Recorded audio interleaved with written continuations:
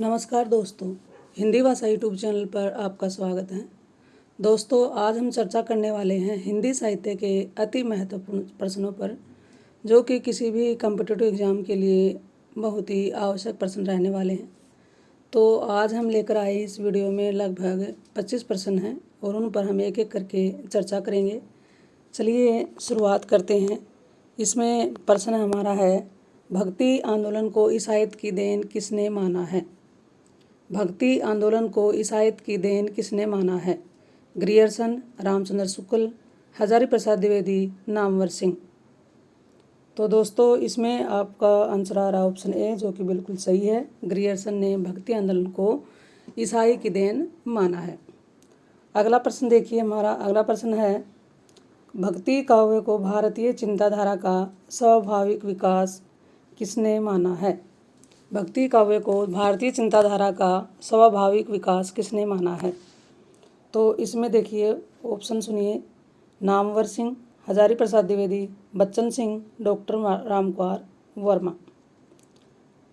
Namvar Singh, Hazari Prasad Dwivedi, Bachchan Singh, doctor Ramkumar Verma. तो भक्ति काव्य को भारतीय चिंताधारा का स्वाभाविक विकास किसने माना है? इसका आंसर आपने दिया है ऑप्शन बी, जो कि बिल्कुल सही है। हजारी प्रसाद द्विवेदी जी ने भक्ति काव्य को भारतीय चिंताधारा का स्वाभाविक विकास माना है। चलिए अगले प्रश्न पर चलते हैं। अगला प्रश्न रहने वाला है, प्रश्न हमारा है, पराजय के बाद व्यक्ति अपनी आध्यात्मिक श्रेष्ठता प्रदर्शित करना चाहता है।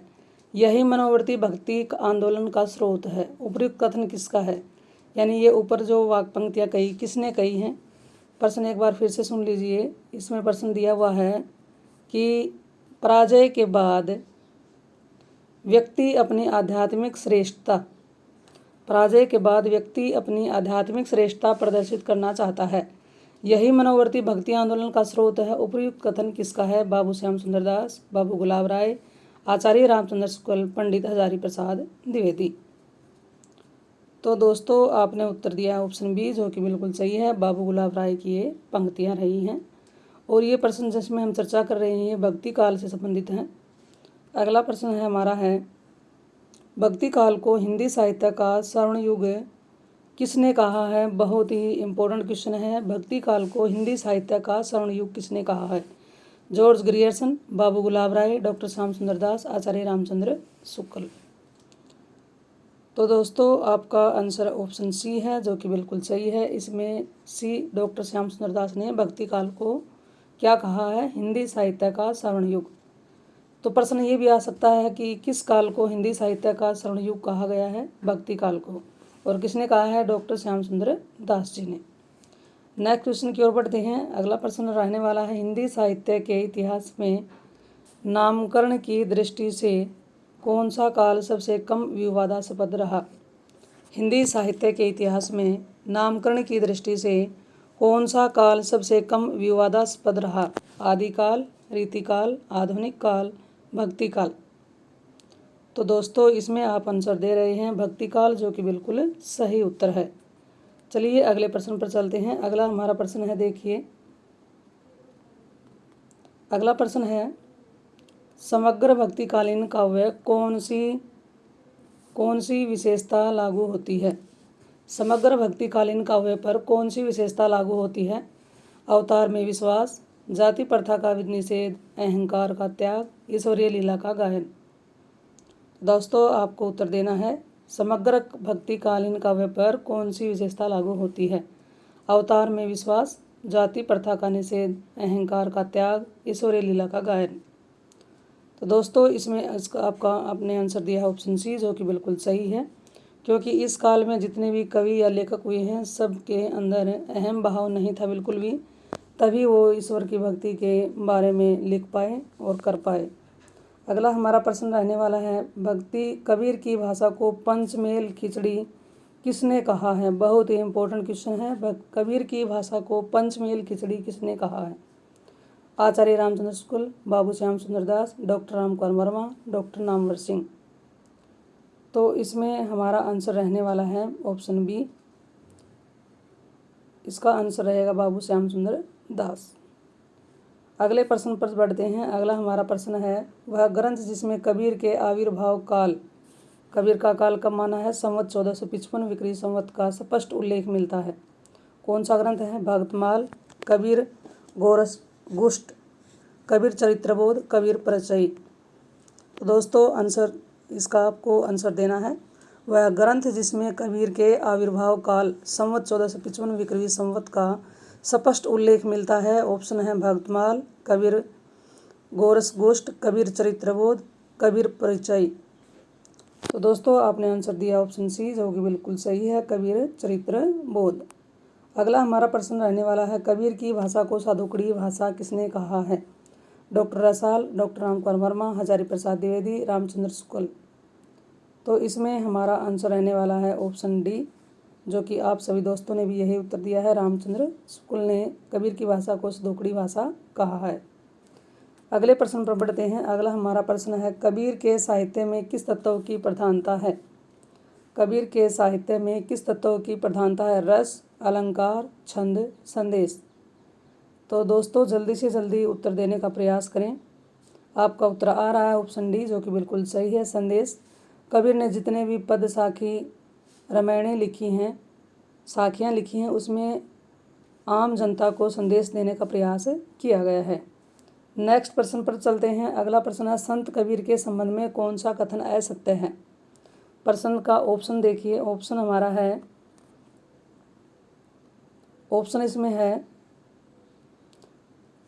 ऑप्शन रहने वाला है, कबीर सिकंदर लोधी के समकालीन थे। प्रश्न फिर से सुनिए, संत कबीर के संबंध में कौन सा कथन असत्य है, सही नहीं है। कबीर सिकंदर लोधी के समकालीन थे, आईने अकबरी में कबीर का उल्लेख नहीं है, और संत रैदास कबीर के समकालीन थे। कबीर के काव्य में प्रतीक योजना सुसंबद्ध है। तो दोस्तों आपने आंसर दिया ऑप्शन बी, जो कि बिल्कुल सही है, आईने अकबरी में कबीर का उल्लेख नहीं मिलता है।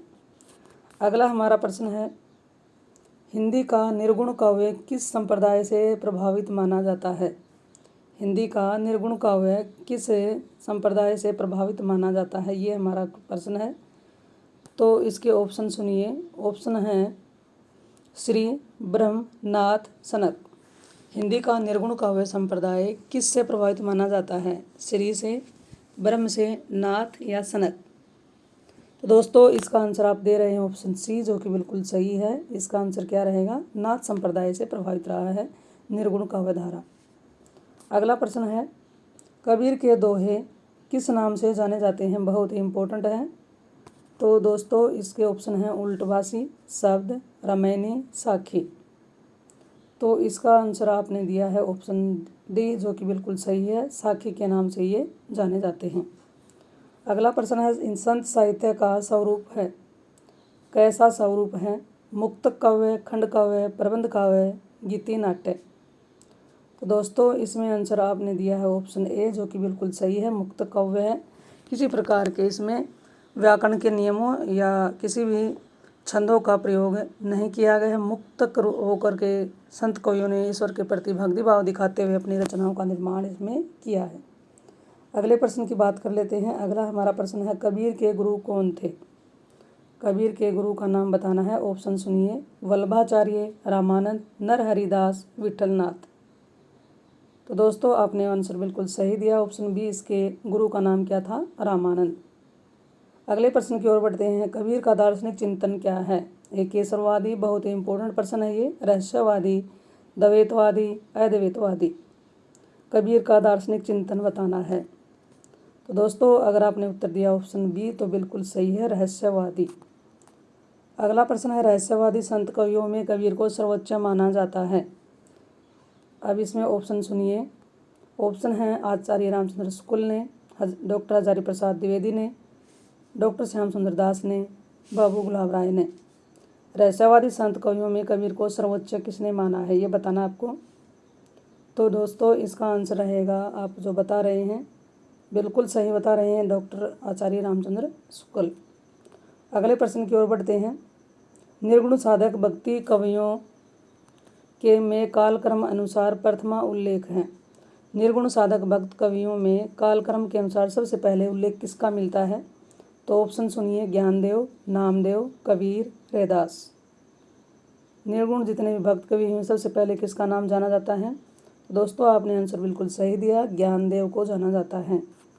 अगला हमारा प्रश्न है, सुरति से क्या आशय है? भक्ति काल में ये कुछ बड़े ही रहस्य से भरे हुए शब्दों का निर्माण किया गया था। इनका क्या अर्थ है? सुरति से उन्माद, विरक्ति, ध्यान, आनंद का स्वरूप। तो दोस्तों इसका आंसर रहेगा ऑप्शन डी, आनंद का स्वरूप। अगला प्रश्न रहने वाला है, निरति से क्या अभिप्राय है? ऑप्शन सुनिए, जगत प्रपंच से विरक्ति, आराध्य से सुष्ठु रति, कुंडलिनी जागरण, ब्रह्म दर्शन की अनुभूति। निरति से क्या तात्पर्य है? क्या अर्थ है इसका? जगत प्रपंच से विरक्ति, आराध्य से सुष्ठु रति, कुंडलिनी जागरण, ब्रह्म दर्शन की अनुभूति। तो दोस्तों आप बिल्कुल सही उत्तर दे रहे हैं। जगत प्रपंच से छुटकारा जो होता है मोह माया के बंधन से, उसको क्या कहा गया है? भक्ति काल में, भक्तिकालीन कवियों ने उसको निरति नाम दिया है। क्या नाम दिया है? निरति। अगला जो हमारा प्रश्न है, संत कवियों का ब्रह्म या परम तत्व एकेश्वरवादी विचारधारा से पुष्ट किसके निकट है? संत कवियों का ब्रह्म या परम तत्व एकेश्वरवादी विचारधारा से पुष्ट किसके निकट है? द्वैतवाद, अद्वैतवाद, द्वैत अद्वैतवाद, शुद्ध अद्वैतवाद। तो दोस्तों अगर आपने इसका उत्तर दिया है ऑप्शन बी तो बिल्कुल सही है और एग्जाम की दृष्टि से बहुत ही महत्वपूर्ण ये प्रश्न रहे हैं। अगले की बात कर लेते हैं, कबीर के मरने के उपरांत उनकी गद्दी किसने संभाली? तो ऑप्शन इसमें हैं दरिया सिंह, दरिया साहब, सुंदरदास, धर्मदास, कमाल कबीर के पुत्र। कबीर के एक पुत्र और एक पुत्री पैदा हुई, पुत्र का नाम कमाल और पुत्री का नाम कमाली। तो कबीर के मरने के उपरांत उनकी गद्दी किसने संभाली? दोस्तों आपका आंसर बिल्कुल सही है, उनके एक शिष्य धर्मदास जी ने संभाली थी। अगला हमारा प्रश्न है, कबीर किस मुगल शासक के समकालीन थे? अकबर, मोहम्मद तुगलक, अलाउद्दीन, सिकंदर लोधी। किस मुगल शासक के समकालीन रहे हैं? दोस्तों इसका आंसर अगर आपने डी बताया तो बिल्कुल सही है, सिकंदर लोधी के ये समकालीन थे। अगले प्रश्न पर चल रहे हैं। अगला प्रश्न, कबीर का निधन कब कहाँ हुआ? काशी, मगहर, प्रयाग, मथुरा। काशी, मगहर, प्रयाग, मथुरा। तो दोस्तों आप ये आंसर इसका बी बता रहे हैं तो बिल्कुल सही है। इनका कहाँ हुआ था? इनकी मृत्यु कहाँ हुई थी? मगहर में। तो आज हम लगभग 25 क्वेश्चन पर चर्चा कर चुके हैं जो कि किसी भी एग्ज़ाम के लिए बहुत ही महत्वपूर्ण प्रश्न हैं। तो ये जानकारी आपको कैसी लगी? अगर वीडियो अच्छी लगी तो इसे शेयर करें। चैनल पर पहली बार आए हैं तो इस चैनल को सब्सक्राइब कर लें और लाइक तो एक आप ज़रूर कर ही दीजिए। मिलते हैं फिर अगली वीडियो में। थैंक्स।